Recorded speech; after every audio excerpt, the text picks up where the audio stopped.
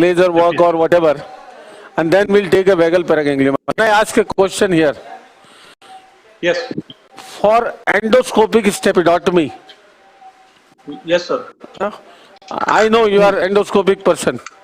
Any particular advantage or disadvantage? Trying to be. So, any particular advantage and disadvantage for everyone? Endoscopic stepis was definitely it has got the advantage, at least for me, because I do it with the two hands. And when you use a 3mm endoscope. Okay, you will use with that just attach.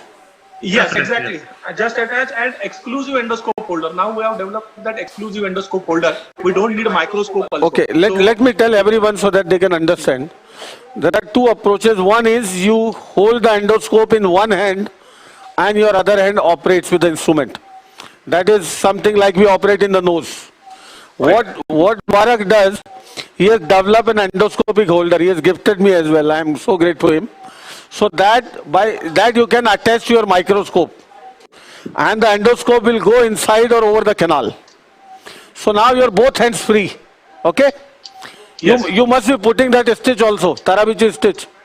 Perfect. Yes. To keep the canal straight.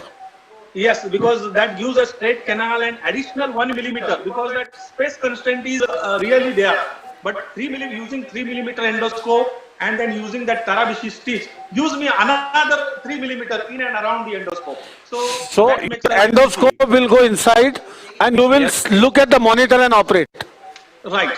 So is Ashim there? Is Ashim there? Hello? Yes, I am there, boss. Boss, what Mubarak is saying. Ashim boss, good evening. Good evening, Mubarak. How are you? I'm fine. So he is using just attached, keeping his both hands free. Fantastic. That is different from a regular endoscopic. Correct. Now, yes, go ahead. You get then the rest thing is what Satish does with his two hands. So you have to do getting that panoramic view of the endoscope and the two hands. So it becomes a lot easy. Okay, and based on my this Just Attach and the exclusive endoscope holder, just now the European, I think Professor Sturter and all, they have developed the robotic arm for the endoscopic ear surgery. Based on that, so it moves, that robotic arm moves in the ear, and they are using the two hands to do the things. Okay, that is the last paper. Just okay. Let's talk about the stepis. Yes. So in the stepis, what you get is one is a panoramic view, and another thing is that transcanal you can do it nicely, and whatever posterior superior canal overhang is there, you did not to take out that much of the overhang in case of the endoscope. That is one advantage. Yes. And if you use a 30-degree endoscope, then life is too easy to visualize the retrotympanum. Okay. But what about the depth? Yes, depth perception is a one problem what the single-handed endoscopic ears talk about. But here, with the endoscope holder, we overcome the depth perception by moving in and out. So both hands, using both hands. Yes, we are using both hands, and the endoscope is mobile. Okay, when you are moving the microscope, it goes in and out. So you can overcome that depth perception. That's not a big problem. Only concern they raise is when you put the endoscope static in the ear, the temperature is raised.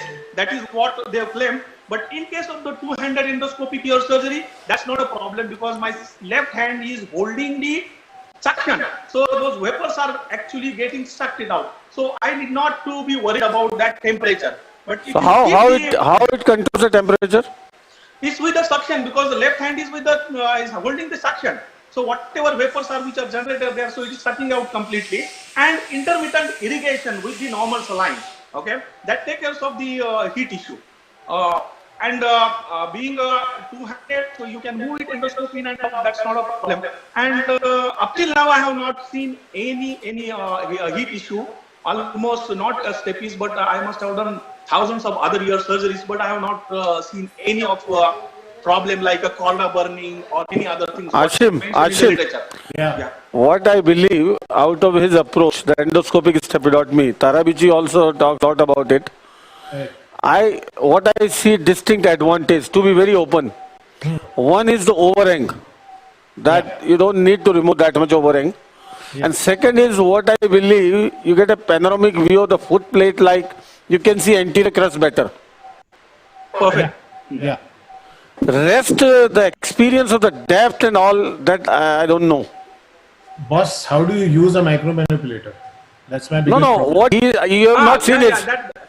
I do a traditional way because I don't have any experience of laser. That you need to work it out because That you cannot use laser with that. You can use Yeah, laser. people. Yeah. No, I think the fundamental advantage of the endoscope is when you have to drill out the anterior crust. That's a very good advantage.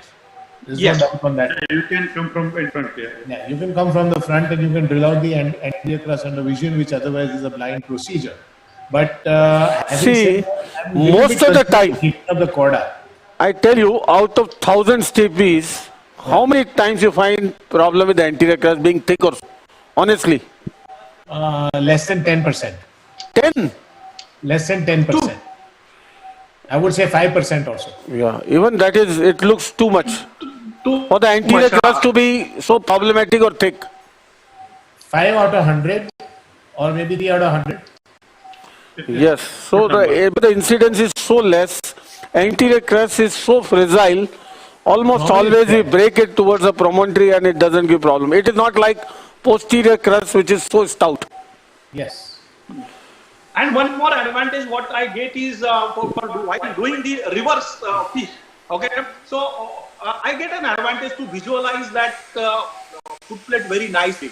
When I take my endoscope very near, so I can visualize that whole foot plate directly on my.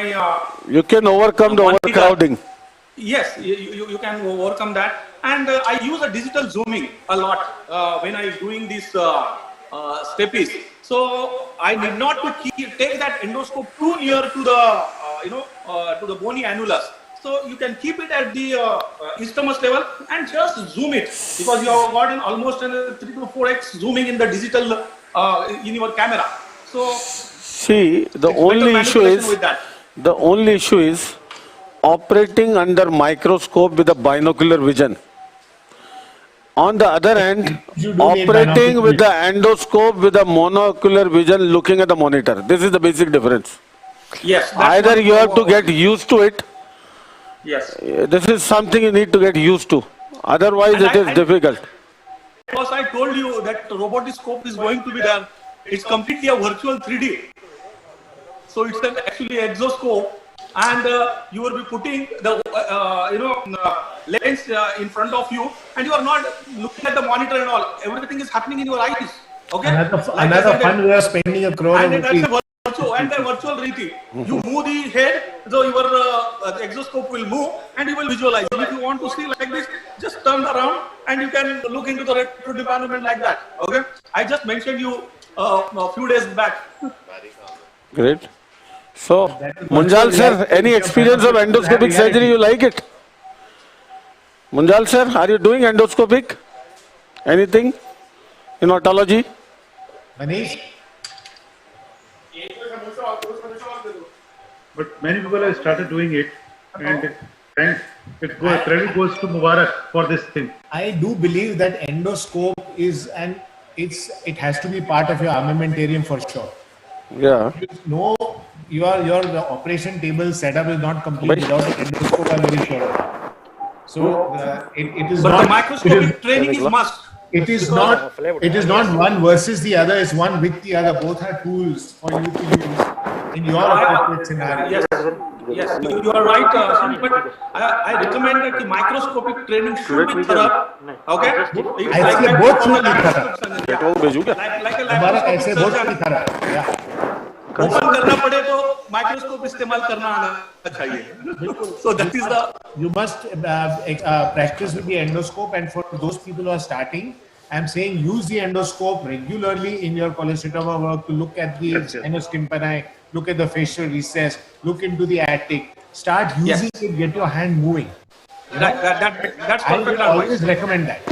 Yes. It's not a primary modality. I'm still a two-handed surgeon with the microscope. And, but it's a must. Endoscope should be used from time to time. Absolutely. But I think Yes, that's a many perfect people have advice, started using endoscope in OPG now. That is a good starting. Many people are using endoscopes for the ear examination in OPD. That is a good starting. No, in OT also, look at the sinus tympani and all, you're doing cholesteatoma work. Switch over from microscope to endoscope so that you can see, you can correlate the two views and try and understand how the anatomy works with the microscope as well as the endoscope. That's my advice to people who are starting. Difficulty I'm saying is- people who want to start, get started using endoscope to do wax removal in the ear. Get started from there.